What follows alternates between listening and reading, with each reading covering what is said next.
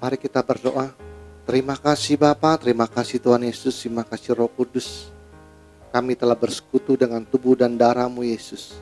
Sebentar kami akan mendengarkan sebagian daripada kebenaran firman-Mu ya Bapa.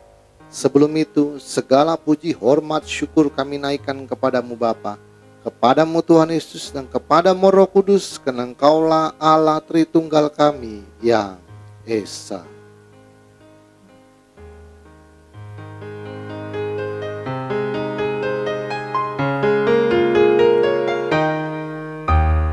Hormat bagi Allah Bapa, hormat bagi anaknya, hormat bagi Roh penghibur ketiganya yang Esa. Haleluya, haleluya, ketiganya yang Esa.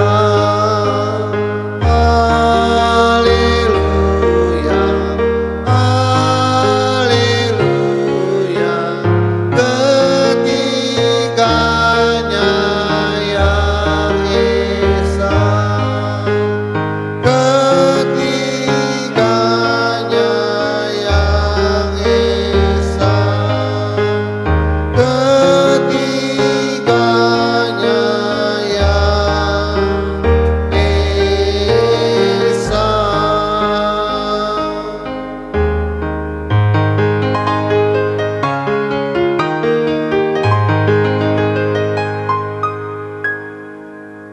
Berikanlah kami pengetahuan, pengertian, dan akal budi-Mu ya Tuhan, supaya kami menjadi orang bijaksana dan rendah hati seperti diri-Mu. Urapi hamba-Mu pada saat ini ya Bapa, Kau menjamal ya bibir hamba-Mu Roh Kudus, supaya apa yang hamba perkatakan menjadi kebenaran-Mu yang sempurna di akhir zaman ya Tuhan. Sembunyikan hamba-Mu di balik salib-Mu, biarlah Engkau semakin besar dan hamba-Mu semakin kecil. Persiapkan hati kami, bagian tanah yang subur di dalam hati kami, supaya firman-Mu yang berbentuk logos tulisan mati menjadi rema dalam kehidupan kami. Terima kasih Bapa, terima kasih Tuhan Yesus, terima kasih Roh Kudus. Di dalam nama Tuhan Yesus kami telah berdoa dan mengucap syukur. Haleluya. Kita yang percaya katakan amin. Mari kita ucap salam kita, 1, 2, 3.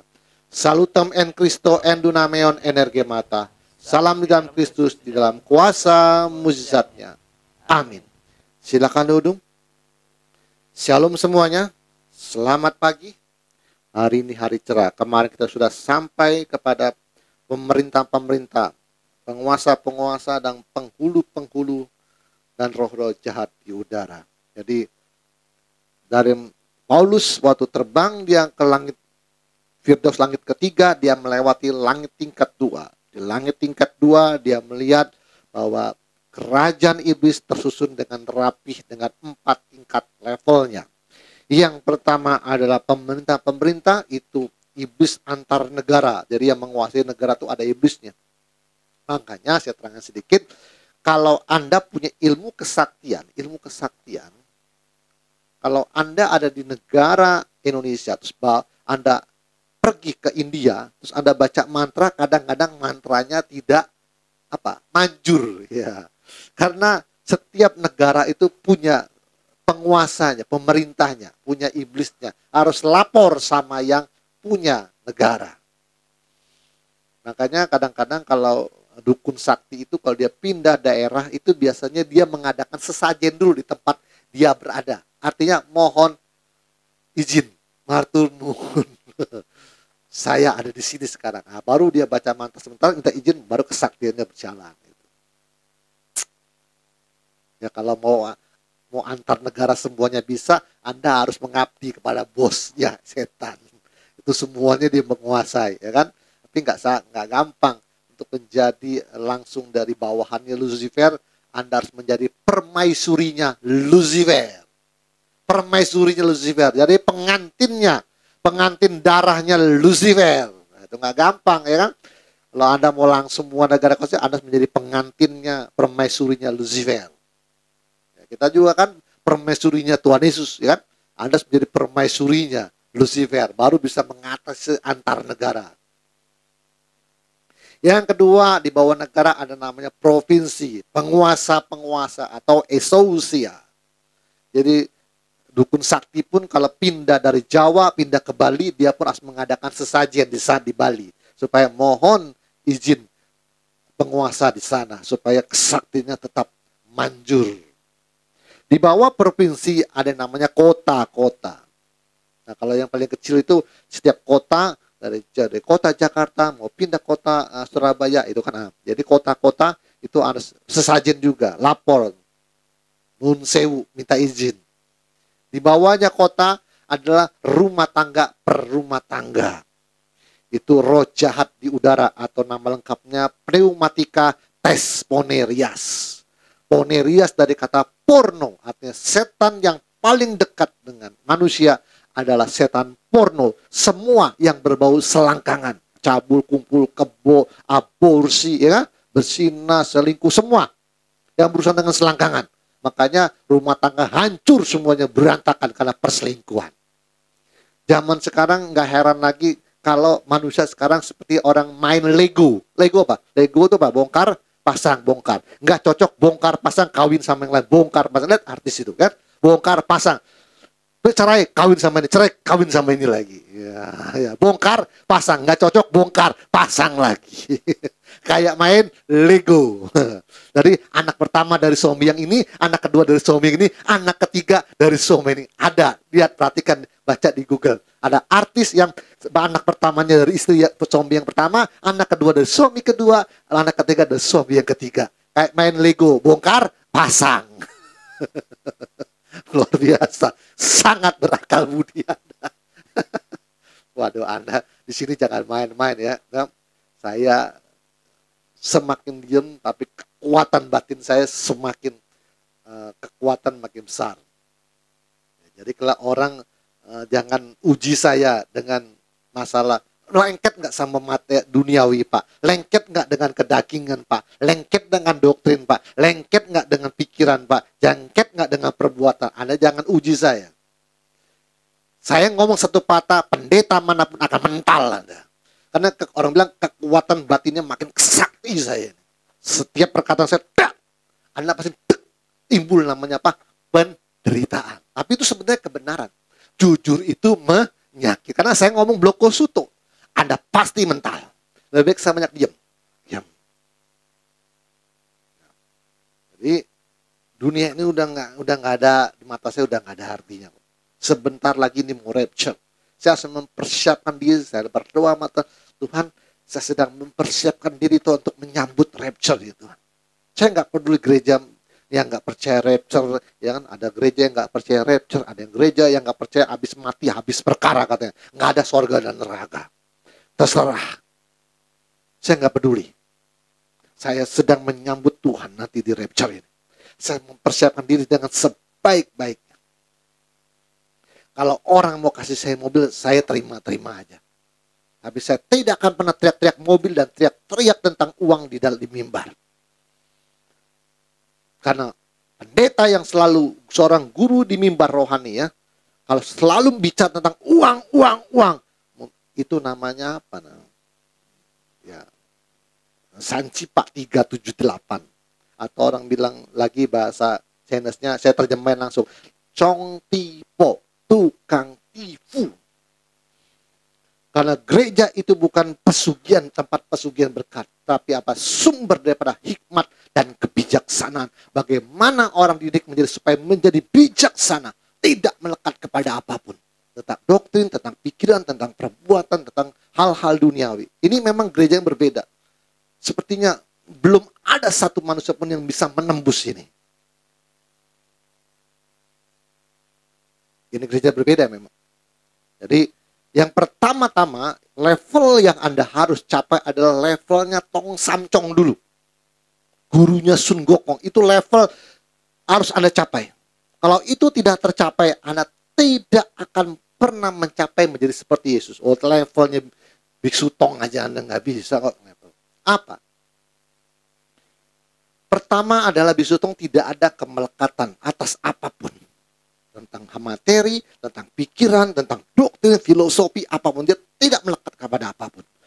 Meskipun dia itu suatu perbuatan yang baik. Yang kedua, ya, sebaik-baiknya manusianya adalah nih, mencintai dirinya sendiri. Dengarkan, ada dua yang harus Anda capai untuk melewati levelnya tong samcong dari gurunya Songgoko. Pertama adalah, ya, sebaik-baik diri adalah orang yang mencintai dirinya sendiri. Kedua, yang bisa menolong dirimu adalah dirimu sendiri. Nih dua ini harus dicapai nih. Kalau ini nggak tercapai, Anda nggak akan bisa loncat menuju transenden. Yang bisa menolong dirimu sendiri adalah dirimu sendiri. Pertolongan yang terbaik. Jangan ngarapin orang. Nanti orang ngangkanya minta tolong terus, ngemis kan gitu. Anda harus berjuang untuk diri Anda sendiri. Kedua adalah sebaik-baiknya manusia adalah dia yang mencintai dirinya sendiri. Ini harus dicapai dulu nih. Kalau mau loncat nanti, kita mau transenden seperti itu. Loh. Anda mandi sehari 2 kali itu mencintai diri sendiri enggak? Anda pakai baju ajining rogo soko busono itu Anda sedang mencintai diri sendiri enggak? Iya. Anda jangan mengkritik rumah orang itu berantakan, bau segala macam. Kalau rumahmu sendiri lebih parah dari yang kau kritik. Dia bilang rumah kita berantakan. Kalau ke rumah dia lebih gila lagi berantakannya. Jadi Anda tidak mencintai dirimu sendiri, rumahnya berantakan. Dengar ya, level yang harus capai ya, ini udah paling rendah ini. Pertama, pertolongan yang terbaik adalah dari diri sendiri. Anda bisa menolong diri, jangan banyak ngemis sama orang. Yang kedua, sebaik-baik manusia adalah dia mencintai dirinya sendiri. Kenapa harus berpakaian rapi? Kenapa harus mandi? Kenapa harus pakai parfum? Kenapa harus merawat diri? Kesehatan adalah invest. Artinya kita harus memberikan tubuh kita makanan yang sesuai dengan petunjuk firman Tuhan. Yaitu makanan tumbuh-tumbuhan dan biji-bijian. Saya sudah lama untuk selalu bilang nama istri saya, di kulkas sekarang tidak boleh putus buah-buahan. Ada rambutan, beli rambutan. Ada jeruk, beli jeruk. Ada mangga, beli mangga. Ada nanas, beli nanas. Tidak boleh putus. Karena perjalanannya masih panjang. Saya tidak akan mati sebelum saya mencapai umur Musa 120 tahun. Tapi kalau saya bercanda di luar mimbar ini, orang ketawain saya. Mana ada 120, paling 70, 80, game over. Dia. Ya nggak apa-apa. Itu karena memang orang pertama, kalau yang di mimbar selalu berpatokan kepada apa yang ditulis oleh Mazmur. Umur kami hanya 70 sampai 80. Terus lihat kenyataan memang segitu. Dia berargumen, dia bilang atau saya zaman dulu bisa 90, 100, 110. Sekarang nggak ada lagi 70, 80. Saya sangat mencintai diri saya sendiri. Saya tidak ngerokok, tidak minum alkohol, tidak narkoba. Saya makan selalu tidak boleh putus buah-buahan. Saya pengen lihat kalau saya mengikuti petunjuk Tuhan sampai berapa umur saya. Kalau udah zaman Nabi Musa udah jenggotan kali ya. Ya udah putih semua. Penglihatannya gimana? Udah putih ya. Dia pernah lihat saya katanya, kok udah putih semua. Dia lihat saya salah di mimbar tersenyum dia. Putih ya nggak apa-apa. Emang jalan manusia lahir tua sakitnya nggak mau saya. Ya, dikurangin. Karena kalau sakit bisa mati. Ya kan? Nah, sakit dan mati ini sedang diusahakan dengan Pinglai Chong Woman Cita. Penyakit datang karena apa yang kau makan dalam mulutmu itu. Jadi saya udah mulai ngomongin semuanya. Saya bilang buah-buahan tidak boleh putus. Terus ganti-ganti nggak apa-apa, yang murah-murah aja. Nanti kalau sudah ekonominya naik, kita mulai naik yang lebih mahal-mahal. Yang apel, anggur ya kan, lengkeng ya, buren ya, nanti ya, Pi. Nanti sekarang yang rambutan dulu. Mangga tapi kan tidak mengurangi daripada gizi daripada buah-buahan itu kan ya. Nanti semakin itu perlu kita beli di Meli nanti satu apa tuh? Dos itu ya, itu buah apa tuh namanya, lokam ya, lokam ya, namanya jeruk lokam kan, yang satu dus itu kalau orang lagi Imlek itu kan jeruk lokam itu, belinya tuh di Meli Buah itu ada standby. Sekarang juga ada, kalau mau beli siapin aja, pokoknya 300 sampai 400 ribu satu dus. Nanti sekarang ngirit-ngirit dulu ya nggak, yang bisa kita beli dulu, tapi sudah invest dari sekarang. Saya bilang dari kita lebih baik invest buah-buahan. Memang saya tahu beli buah tuh duit itu semua. Ya kalau sebulan dihitung bisa berapa. Tapi daripada saya invest nanti di ujungnya gimana? Di rumah sakit harus pakai BPJS 30-40 juta aja kalau punya BPJS. Kalau enggak. Nah, lebih baik invest sekarang. Nah, sebulan misalnya habis 500 ribu. Ya lebih baik kita nyicil 500 ribu sebulan, setahun 6 juta. Daripada saya invest nanti. Itu udah berapa puluh juta itu. Kalau udah itu invest, Anda invest tentang invest kesehatan. Ya. Lebih baik invest sekarang, biar dikit-dikit. Terus dikit-dikit. Invest. Karena memang di dalam ilmu kedokteran, invest, kesehatan adalah invest. Memang bunyi prinsipnya seperti itu dalam ilmu kedokteran. Kesehatan adalah invest. Oke, kita kembali ke sini. Ibrani 2:14, karena anak-anak itu adalah anak-anak dari darah dan daging, maka ia juga menjadi sama dengan mereka dan mendapati bagian dalam keadaan mereka, supaya oleh kematiannya Yesus, ia memusnahkan dia, yaitu iblis yang berkuasa atas maut. Nah, saya sudah cerita kemarin ya, apek duomai. Iblisnya sih belum musnah, tapi kekuatannya sudah ditaklukkan. Dan supaya dengan jalan demikian, ia membebaskan mereka yang seumur hidupnya berada dalam perhambaan karena takutnya kepada maut, kematian, thanatos. Dalam terjemahan lain lebih jelas. Hanya dengan jalan demikian, ia dapat membebaskan orang yang karena takut mati, terus-menerus hidup dalam ketakutan.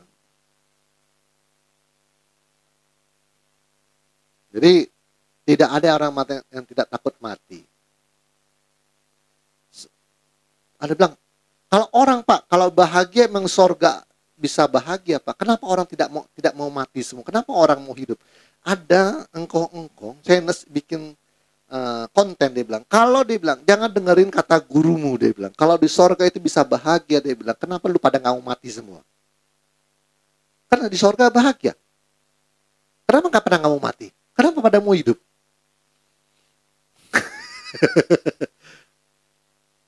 Ya benar, dia bilang, bahagia tuh sekarang, dia bilang. Jangan nunggu nanti. Kalau Anda bilang bahagia, kalau nanti bahagia, kenapa Anda tidak mau mati semua? Ini saya ngomong tegas. Saya tidak takut mati.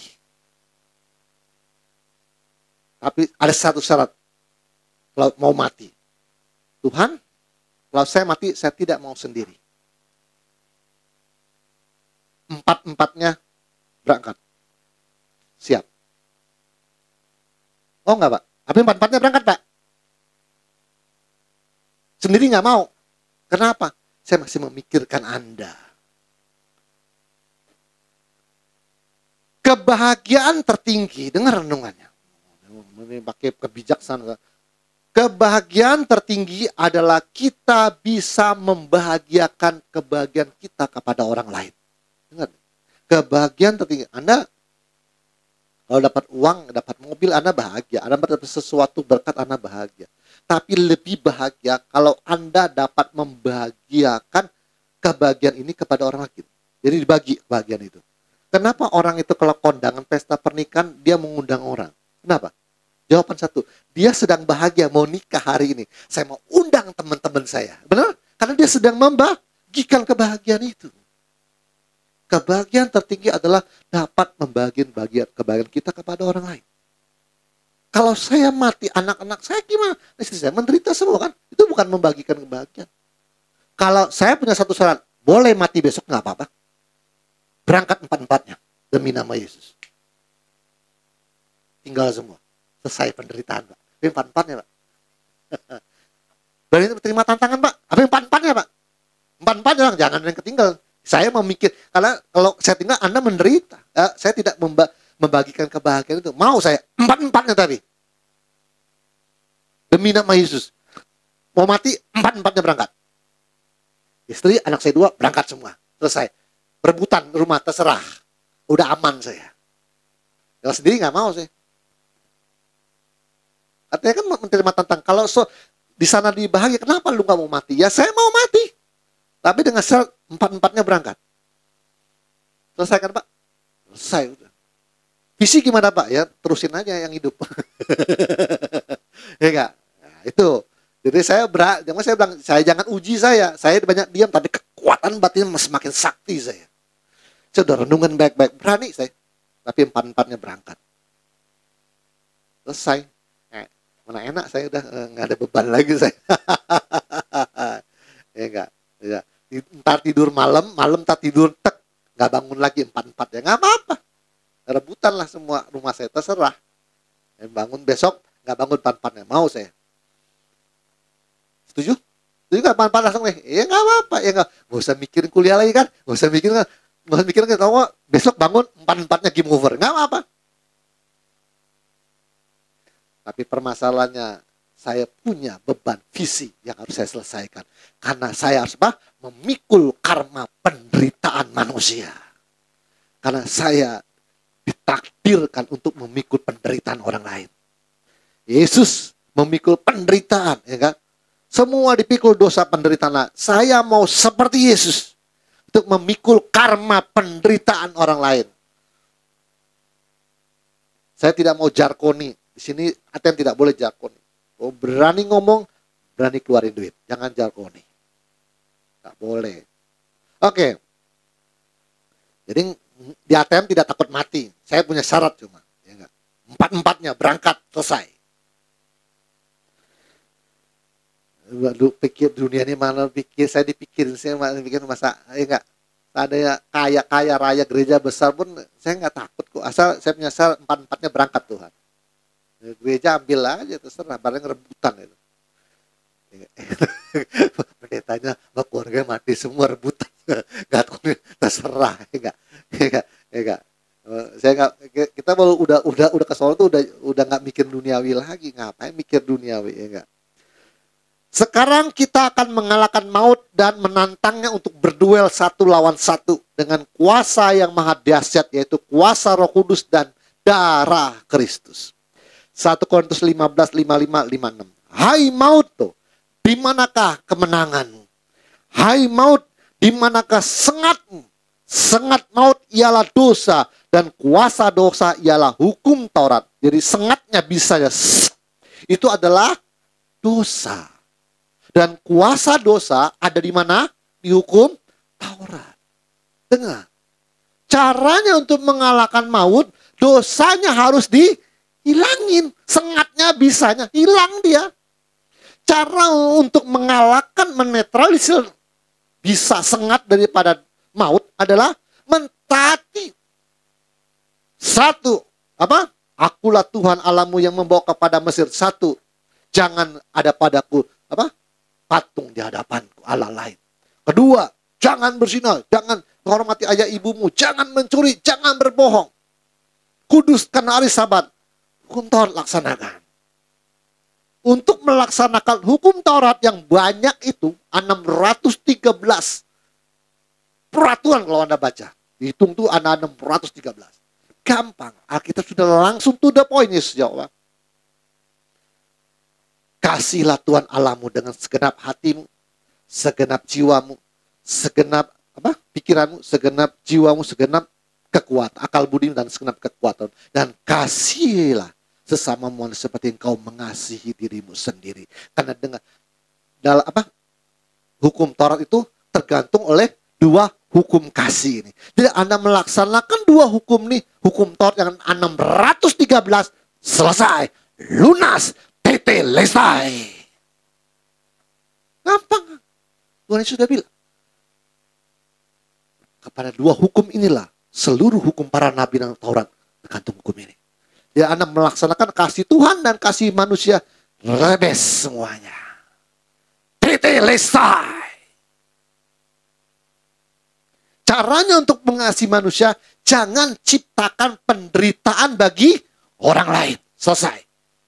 Anda akan jadi baik. Anda setiap mau melakukan sesuatu, ucapan, perilaku, apapun, pikirkan baik-baik. Jangan sampai perkataan saya ini, perbuatan saya ini, perilaku saya, tingkah laku saya, karakter saya, sifat saya, menciptakan penderitaan bagi orang lain. Itu aja patokan. Kalau saya mencuri, saya ambil, orang itu akan kehilangan barangnya. Dia akan menderita. Mana barang saya? Dicuri. Menderita nggak? Iya. Kalau Anda selingkuh dengan istri orang lain, menderita nggak suaminya? Iya. Kalau Anda selingkuh dengan suaminya, istrinya menderita nggak? Iya. Setiap perilaku, perbuatan, ucapanmu tidak boleh menciptakan penderitaan bagi orang lain. Itu dulu. Kalau ini Anda bisa latih setiap hari dan setiap bulan, tiap tahunnya, beres semuanya. Sengat maut tidak lagi bisa menyengat bisa Anda. Tidak mempan lagi, itu sudah punya antitoksinnya. Ya, Anda karakternya buruk, di ngomongin secara blokosuto, bukannya nerimo, mana timbul penderitaan. Dikasih tahu yang baik, mana timbul penderitaan, kesal, tersinggung. Betapa gelapnya kegelapan hidup. Matius 22:37, jawab Yesus kepadanya, kasihilah Tuhan Allahmu dengan segenap hatimu dan segenap jiwa dan segenap akal budimu. Itulah hukum terutama dan yang pertama. Dan hukum yang kedua yang sama dengan itu ialah kasihilah sesamamu manusia seperti dirimu sendiri. Pada kedua hukum inilah tergantung seluruh hukum Taurat dan kitab para nabi. Selesai. Jangan Anda dikasihi Tuhan, tapi dibenci manusia. Jangan sampai terjadi begitu. Dikasih Allah, dibenci manusia. Ya, rata-rata begitu kan? Kalau Tuhan, inilah hidupku, pakailah sebagai alam. Wah, dikasih Tuhan kayaknya. Tuhan, ku ingin bersimpu di kakimu. Ku ingin cium kakimu Tuhan untuk melayanimu seumur hidupku. Wah, sangat dikasih Tuhan. Yes, saya setuju. Tapi waktu berhubungan dengan manusia, orang-orang yang berdekatan denganmu timbul penderitaan. Wes, jarkoni Anda. Jarkoni nggak Pak? Iya. Setiap orang yang berdekat denganmu tuh timbul penderitaan. Aduh, gembalanya dibilangin susah. Kita ngelawan tadi, pecat dari full timer. Timbul penderitaan dia. Takut untuk mengungkapkan kebenaran secara blokosuto. Takut kalau saya mengatakan jujur, menyakitkan gembala saya. Ya ampun. Gereja bukan nggak boleh tangan besi. Pak, saya nggak menggunakan tangan besi, Pak. Kayak pemerintah, pakai polisi, pakai tentara, pakai anti teror, Pak, boleh enggak? Pakai pentungan, Pak, pakai gas enggak? Gereja memang enggak pakai gas air mata ya, enggak. Saya tahu kekuasaan yang kau pegang itu, gaji yang kau berikan kepada full timer itu adalah sebenarnya ada pentungan kamu pegang itu. Anda menggunakan karena kau gaji full timer, kau punya kekuasaan, enggak sejalan denganmu, kau pecat langsung, keluarin. Dan gereja memang enggak langsung pecat. Gampang, singkirkan pelan-pelan. Jangan kasih dia jadi WL dulu. Taruh di aser. Lama-lama kan dia nggak betah keluar. Saya sudah tahu. Nggak boleh, di ATM nggak boleh. Anda punya masalah, harus diomongin. Diselesaikan. Apa? Takutnya salah, paham benar. Kadang-kadang orang ngomong apa, nangkepnya apa. Diselesaikan, nggak boleh. Itu pentungan itu. Anda pakai tangan besi karena Anda memegang, menggaji full timer dan Anda punya kekuasaan. Itu pentungan itu gas air mata itu. seperti pemerintah menggunakan tangan besi.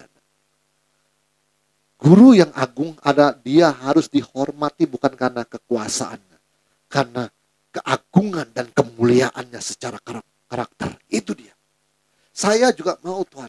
Tuhan, saya mau orang mengikuti saya Tuhan bukan karena gereja saya besar. Sekarang ini Tuhan, di mana gereja besar, di mana duitnya banyak, di situ ngumpul semua murid-muridmu Tuhan. Saya tidak mau dihormati karena itu Tuhan. Tapi karena keagungan dan kemuliaan kepribadianku yang sama seperti Engkau. Kalau udah sampai di situ, itu tidak bisa lagi gurumu ini disetel pakai uang. Tidak bisa disetel lagi pakai orang kaya ngatur gereja. Nggak bisa. Saya tetap patokan kepada visi. Anda melanggar visi, tidak bisa saya laksanakan.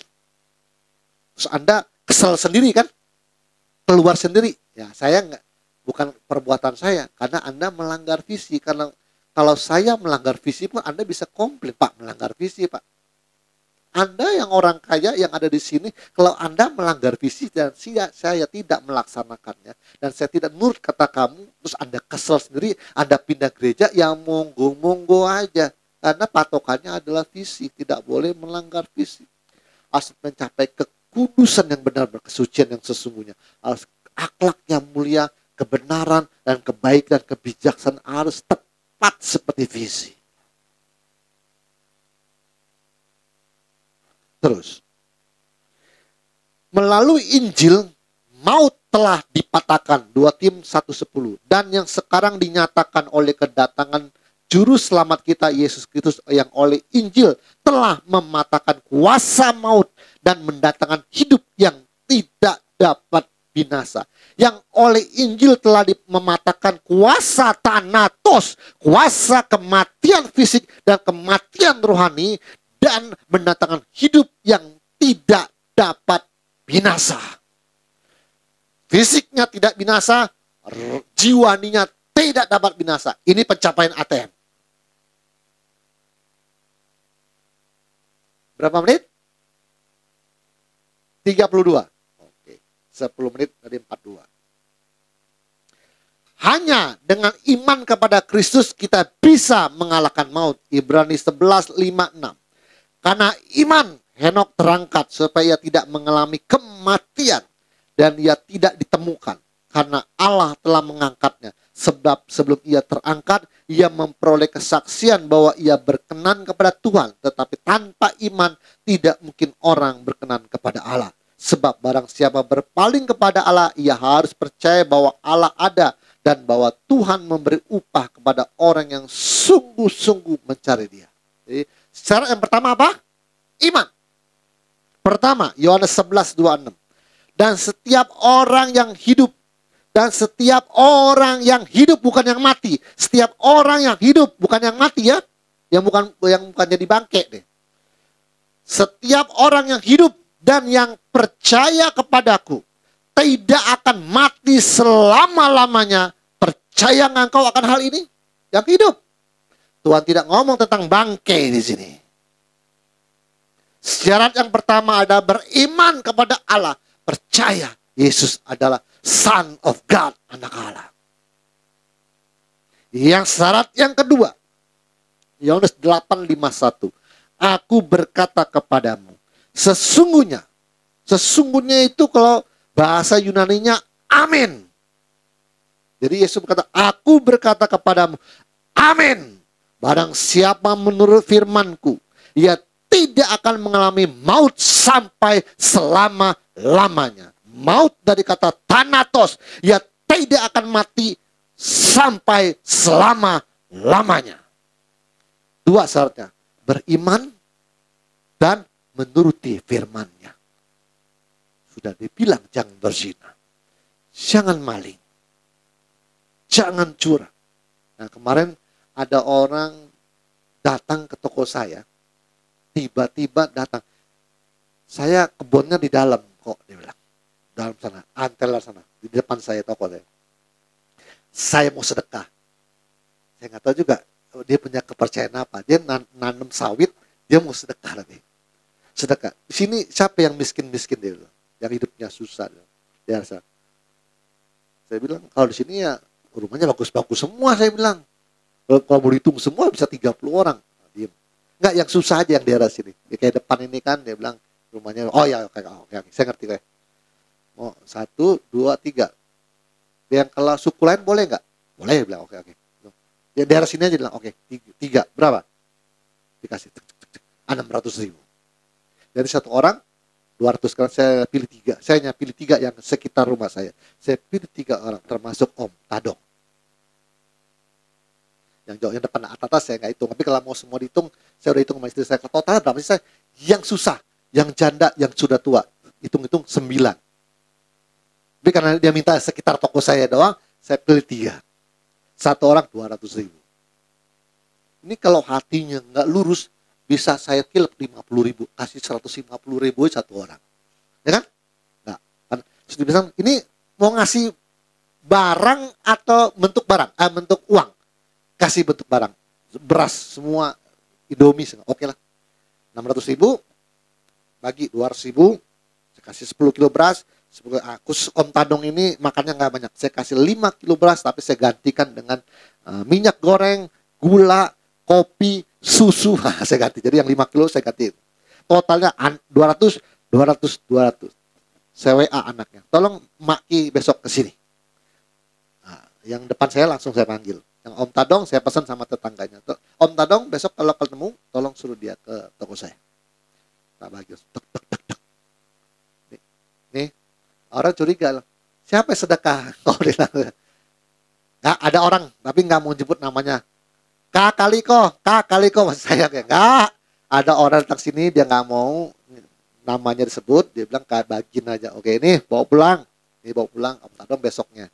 Om, ini ada orang sedekah, bukan dari saya. Ya, ada orang sedekah. Saya ingat Om Tadong, jadi saya ingat saya udah masukin aja Om Tadong. Ini barangnya saya masukin semua, beras, semua susu masukin. Ini bawa pulang. Semua udah komplit. Om kesini mau ngapain? Mau beli kopi sama gula. Oh, kemarin saya ada WA sama tetangganya. Ada yang ngasih tahu nggak? Enggak. Oh, ya udah nggak apa-apa.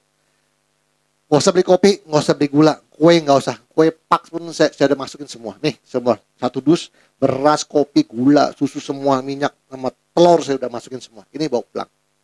Bawa pulang. Saya berpikir begini. Ini amanah orang. Saya harus sampaikan, tidak boleh berkurang sedikit pun. Kalau 197.000 hari kurang 3.000, sedangkan Indomie goreng 3.500 ya. Bener ya? Ya. Bener ya? Ya. Saya tambahin aja mie goreng, udah 500. Saya ikutan aja. Ya enggak? 3.500 ya. Sekarang Indomie misalnya 3.500 ya, rata-rata ya. Ada yang 3.000. Oh ya. Saya jual masih 3,5. 10.000 tinggal justru. Di sini, oh saya masih berani saya. Ya. Jadi 197, baru kurang 3.000, nggak boleh nih. Saya ambil Indomie goreng saya tambahin dari 3.500, 2.200, 500. Nah 500 kasih aja. Saya seperak pun tidak mau ngurangin. Itu amanah orang. Saya biarin ikut nyumbang walaupun ujung-ujung dikit lah. Saya kan udah dapat untung, ya kan? Saya bilang Tuhan ini amanah orang nggak boleh. 500 perak pun harus sampai. Pokoknya totalnya harus 600.000. Ada orang tuh niatnya mau sedekah. Betapa brengseknya korpus delikti sampai ditilep 50.000. Justru saya mah udah lewat-lewat dikit udah biarin aja lah. Ikut aja 500.000 lewat-lewat dikit nggak apa-apa. Ini kalau nggak dilatih saya bilang Tuhan ini visi nggak selesai nantinya. Bahaya ini. Saya selalu kepikiran visi Pak. Tuhan udah bilang, gak sempurna awas kau. Tuhan udah pesan soalnya. Ya. Jadi amanah orang tuh 600 ya lebih 1.200 sudah lah. Ikut anggap mengikut aja lah. 2 minggu kemarin udah diingetin. Muliakanlah Tuhan dengan hartamu. Saya bilang sama istri saya, siap Tuhan. Ya, pokoknya kalau semuanya kebutuhan saya sudah terpenuhi, saya sudah hidupnya mantan, siap. Saya bilang. Gereja besar, duitnya banyak, pesen. Langsung. Pesen aja. Dekat di sini. Beras sawah, pesen. 1 truk masuk. Semua jemaat dibagi. Siap. Jangan ngomong tok. Kita nggak boleh ngomong tok. Tidak boleh ngomong tok. Karena kamu dengan memberikan beras, Anda telah mengurangi penderitaan orang lain.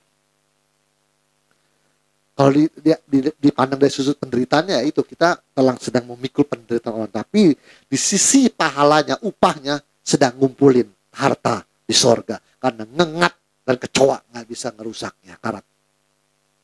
Yo, saya mau berprestasi, saya banyak berbuat baik, saya mau kumpulin pahala saya. Saya mau pakai mahkota. Saya nggak mau masuk sorga pas-pasan Tuhan. Saya mau punya mahkota duduknya di sebelah Tuhan Yesus. Saya punya pengetahuan. Kenapa saya betapa bodohnya pengetahuan yang saya tidak gunakan? Enggak. Kita nih punya pengetahuan, punya kebijaksanaan. Kita ngerti. Wah, ini kalau berbuat baik, ngumpulin pahala nih. Kalau gitu Tuhan gimana? Makhluk adalah ladang amalmu. Anggap mana? Makhluk adalah ladang amalmu. Mantap. Gila gak? Makhluk-makhluk di luar Anda itu adalah ladang amalmu. Kalau duitmu banyak, itu ladangnya itu. Taburkan. Tinggal Tuhan itu. Saya mau masuk surga Tuhan. Pakai mahkota. Duduknya di sebelah Tuhan Yesus. Raja dari segala raja. Nah, mau mati pas-pasan tidurnya di Taman Eden. Kawan sama singa. Nah, singa nggak gigit sih. Tapi tidurnya kan di rumput Tuhan. Nyamuk memang nggak ada. Tapi kan kalau punya rumah pakai spring bed kan lebih enak Tuhan.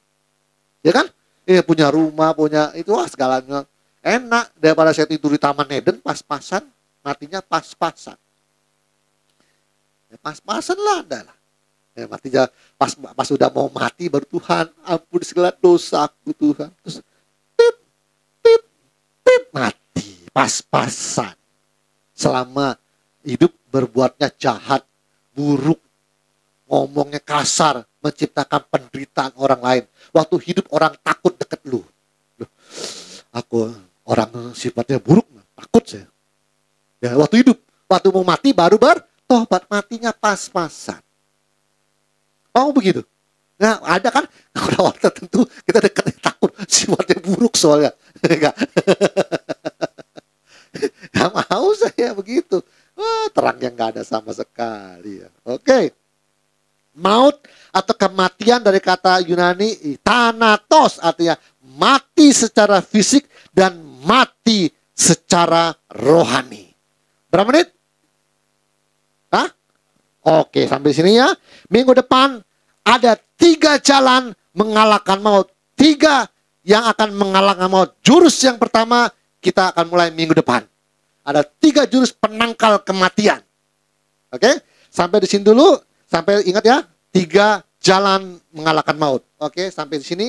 Dan Tuhan Yesus memberkati dan mari kita berdoa. Terima kasih Bapa, terima kasih Tuhan Yesus, terima kasih Roh Kudus. Hamba-Mu telah selesai ya Tuhan. Berikan kami kesehatan Tuhan. Jamalah tubuh kami Tuhan supaya tetap sehat Tuhan. Urapi kami setiap hari Tuhan. Rahmat-Mu Tuhan tak habis-habisnya setiap hari dan setiap pagi selalu baru Tuhan. Kumpulkan kami minggu depan untuk mendengarkan kebenaran pada firman-Mu Tuhan. Terima kasih Bapa, terima kasih Tuhan Yesus, terima kasih Roh Kudus. Di dalam nama Tuhan Yesus kami telah berdoa dan mengucap syukur. Haleluya. Kita yang percaya katakan amin. Tuhan Yesus memberkati.